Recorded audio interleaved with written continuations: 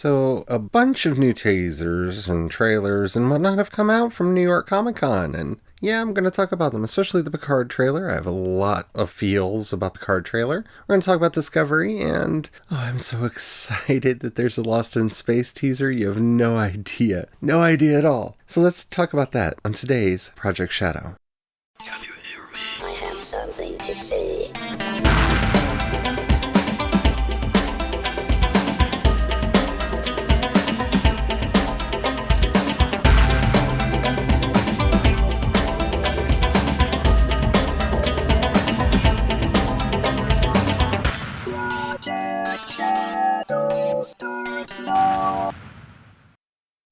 Hello everyone, how are you doing today? My name's Charlie. You might know me better as sci-fi fantasy writer C.E. Dorset, especially if you're reading my new book, Crucify My Love.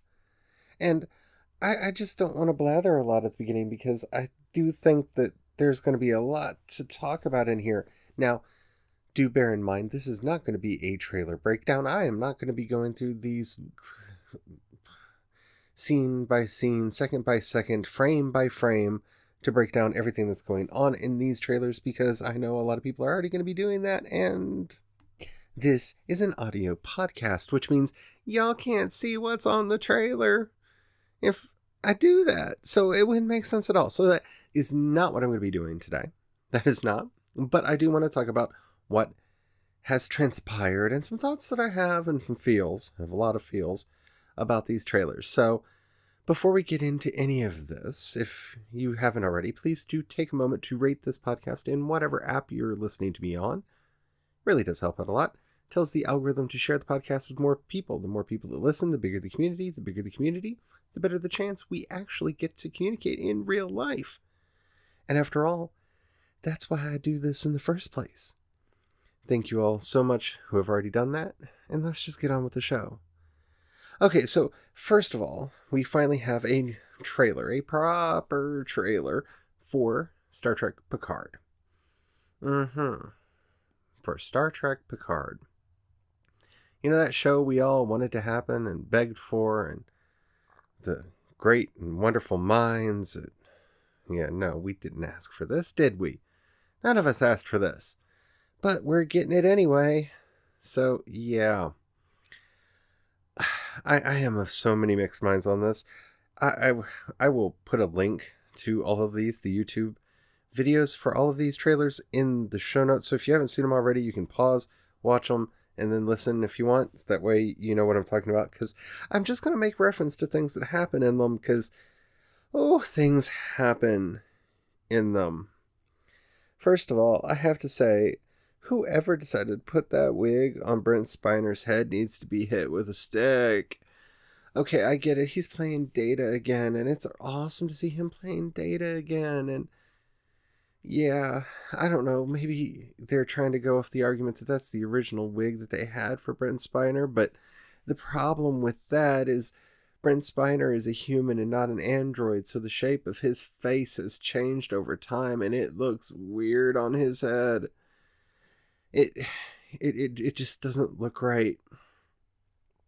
And that takes a lot for me, a Star Trek fan who's been watching Star Trek for a long time and who has seen every episode of the original series more times than I can count, to say that this may be one of the worst wigs in Star Trek history, with the exception, of course, of those weird hippies. You know, Hibbert. I can't remember which one it was. Anyway, yeah, I'm not happy. I'm not impressed. I'm not nothing. It is what it is, and okay.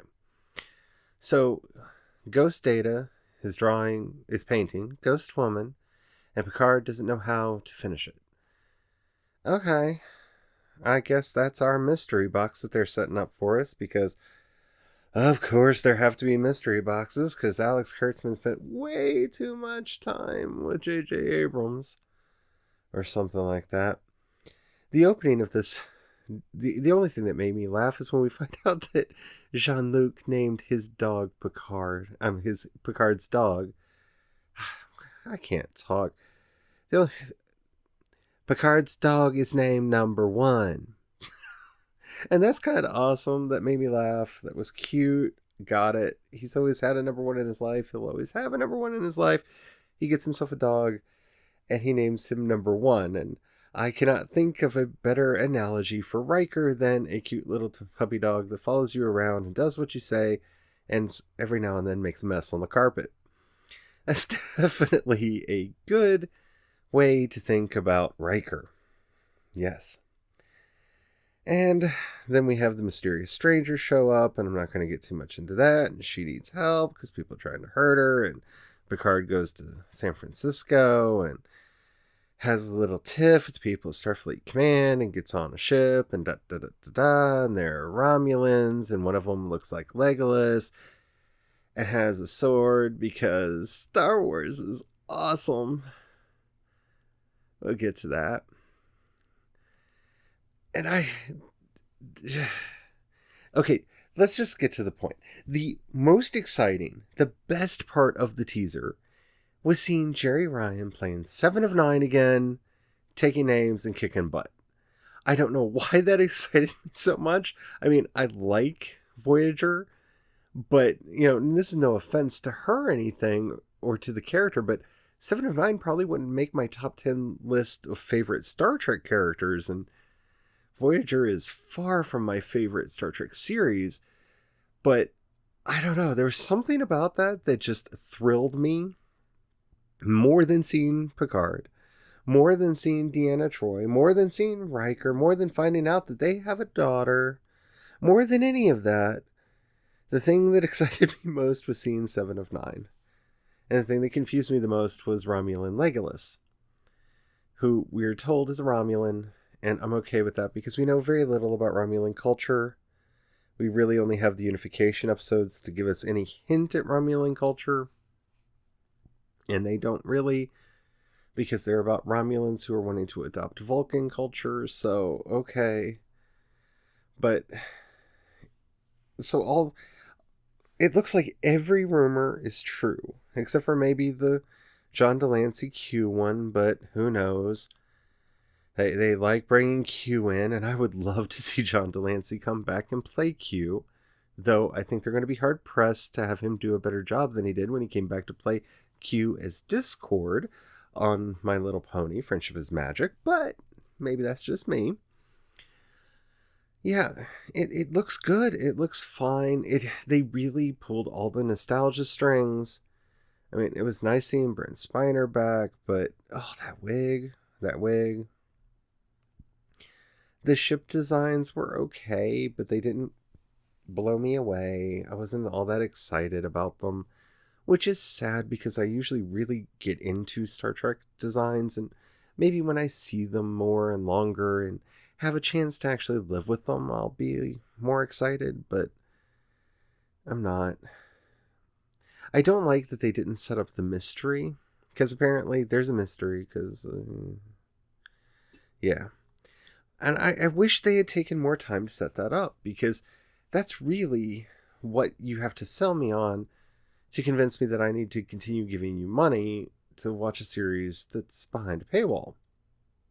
I mean, it's nice to see Marina Sirtis back and to see Jonathan Frakes back, and yeah, that's nice. And I mean, it's always good to watch Patrick Stewart. I mean, I'm not gonna lie, dude. But I mean, I sat through 3 X-Men movies just for Patrick Stewart because reasons. But telling me that you have Patrick Stewart and look, don't you remember this and don't you remember that? It's not storytelling. And I get that you're trying to get me with the nostalgia, and maybe you'll give me a better trailer a little bit closer, because we have till January 23rd before the series actually comes out. So there's time for more. But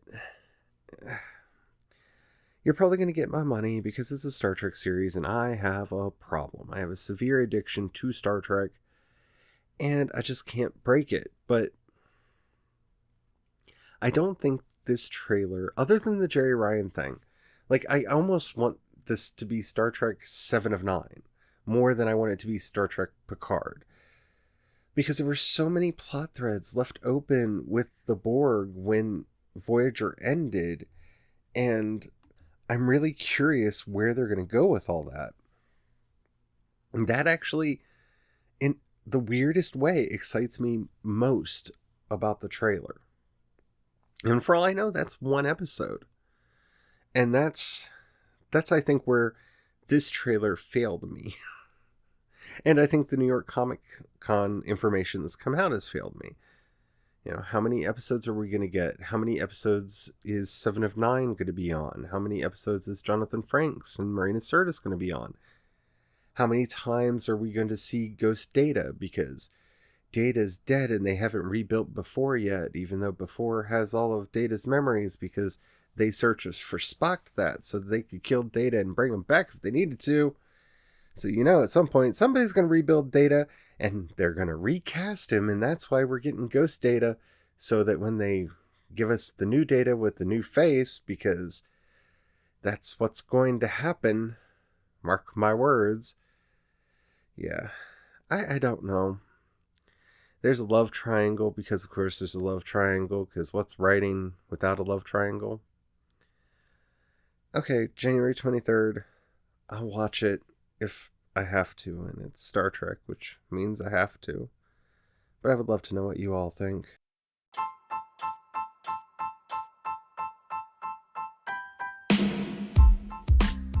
So we also got a trailer for Discovery Season 3. Discovery Unleashed. Discovery in the New Time. Discovery 900 and some odd years in the future, where Picard apparently failed because Federation's suffering. Or not, because it's a new threat. Who knows?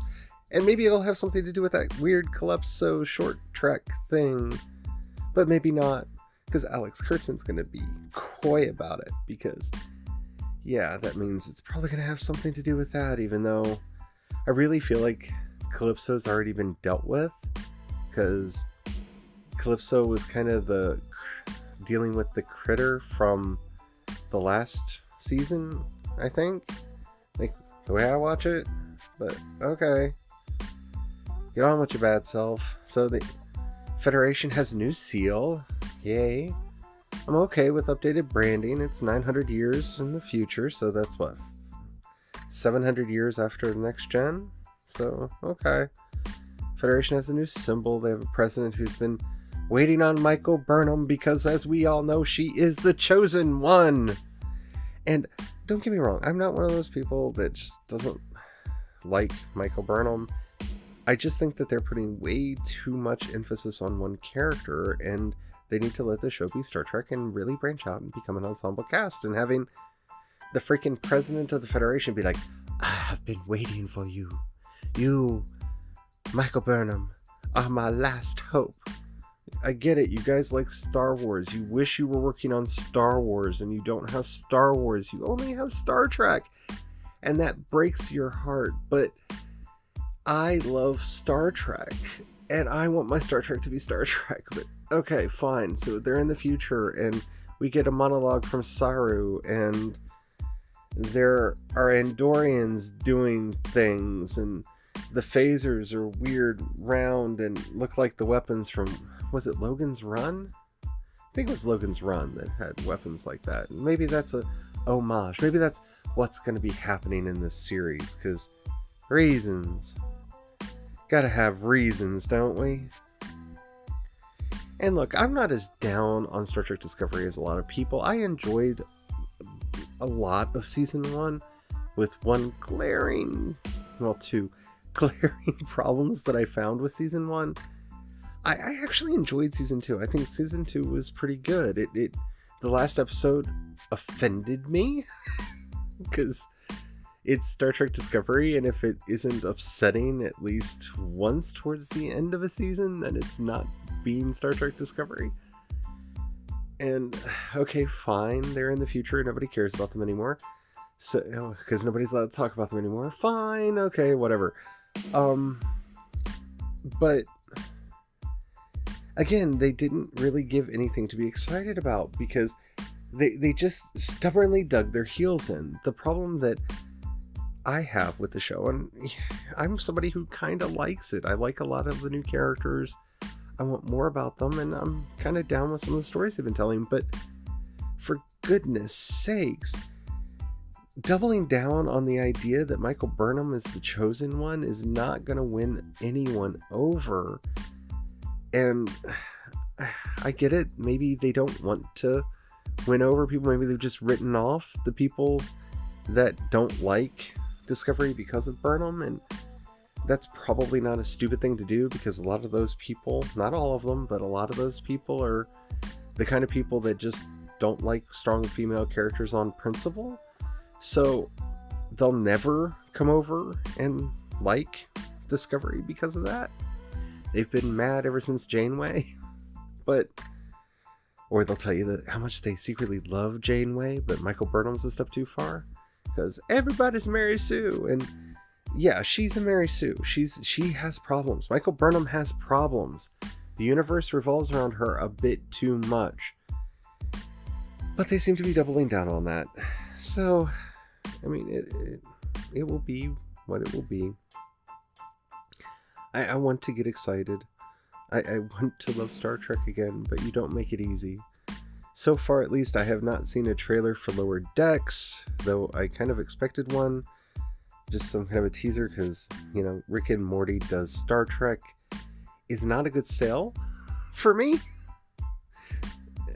But I haven't seen if they put a trailer up for that yet, or for the kids animated show that they're doing, because yes, there are going to be 4 Star Trek series ongoing at the same time, maybe a 5th one, because they're still playing coy about whether or not they're going to do the Pike series, because yeah, and I would show up for that. I think Jason Isaacs' Pike was amazing, and Ethan Peck's Spock was amazing, and oh, give me Rebecca Romijn. I will show up for anything with Rebecca Romijn in it. I will definitely do that. But yeah, we'll see. It's Discovery being Discovery. But last and not least, my Christmas present this year from Netflix is we're finally getting the 2nd season for Lost in Space. Which hopefully means, since it took so long to get season 2, they've already filmed season 3, and it's in the very prolonged post-production period, or whatever it took to take so long, because it doesn't look like they waited that much, because the kid still looks really young. So basically, this is going to be the search for the robot, which, yeah, given the way season 1 ended, I could have guessed that. They didn't. It's a teaser. So they didn't really tell us much, except for there are going to be monsters, there's going to be really pretty space thingies, there's going to be a robot at some point, and Will Robinson's going to get weirder, because, okay, I'm down with that. Oh, and at some point, Dr. Smith is going to eat a chip. Yeah, because that's sinister, isn't it? I don't know, almost anything Parker Posey does is sinister when she does it just right. All said and done, it looks good. It looks beautiful. I loved season 1 of this show. If you have not seen it and you have a Netflix account, check out season 1 of Lost in Space. It wasn't the reboot that I wanted, but it's the reboot I needed. Because I love the original series. I wanted something lighthearted and fun like the original series. This is not lighthearted at all. It's like the Battlestar Galactica reboot, as it is to the original Battlestar Galactica. So this Lost in Space is to the original Lost in Space. But yeah, I'm down for it. It turned out really good, and I'm just glad to know that it's out, that it's coming out. I am a little bit confused why they called it Lost in Space 2 instead of Lost in Space Season 2? Does that mean they're going to make me have multiple things on my list instead of putting it in as Season 2 of the first one? I don't know. Weird nomenclature things that they do over at Netflix that just don't make sense to me. But the visuals were beautiful. That giant thing, and I don't know if that was a nebula or a gas giant that you see swimming through the space gas. Oh my goodness, that was beautiful, stunning, breathtaking. And I don't know, I'm excited. I'm curious who all escaped the planet and how if we're going to see any of the other Survivor ships going forward. Because I think there are reasons that we could and reasons we could not. And I didn't get enough from the teaser that they put out to let me know one way or the other, but I'm sure they'll give us more because it's Netflix and there's going to be 1,000 trailers leading up to the actual release because that's what they do. But I'm very excited. There is space opera on the way, and it looks mostly okay to good, so yay. I hope you enjoyed this episode. I really hope the sound of the podcast is getting better. I'm playing around in the new studio space that I'm messing around with here. Hopefully it's sounding better. I think it is, but I'm not y'all. And I hate listening to the sound of my own voice, so I have my own issues with the way it sounds, and it's mainly because I'm in it. But I would love to know if you have any thoughts on that, or any questions, comments, or topics you'd like to hear discussed on the show. Do let me know. In the show notes, you'll find a link to the voice message system. Keep it short, keep it simple, keep it clean, so I can use it on the show. I would love to hear from you. You can also hit me up on Twitter or Instagram. I'm C. Dorset on both. You can find links to everything that I do over at projectshadow.com. If you haven't already rated this episode, please do so, or the podcast in general. It really does help out a lot. If you've got $1 you can pass my way, I would be eternally grateful to you. Down in the show notes or wherever they are in the app you're listening to me on, you'll find a link to both my Patreon and to the community support page. The difference between the two is the people on Patreon occasionally get stuff. I am working hard on developing that space opera setting that I'm probably maybe going to be writing in November. We will see, or at least working on in November. And I already have a couple articles up, so definitely go check that out. The Scarian, oh, I love them so much, and I can't wait to play around with them more. And there'll be more articles to come. And all of that is powered by the fact that you all are helping me support myself through Patreon, so thank you so much for that. If you don't have any money right now, or you don't feel like giving, that's fine. But if you know somebody you think would like this podcast or any of the work that I do share it with them. That helps out a lot too. I think that's it. So until next time, have the fun. Bye.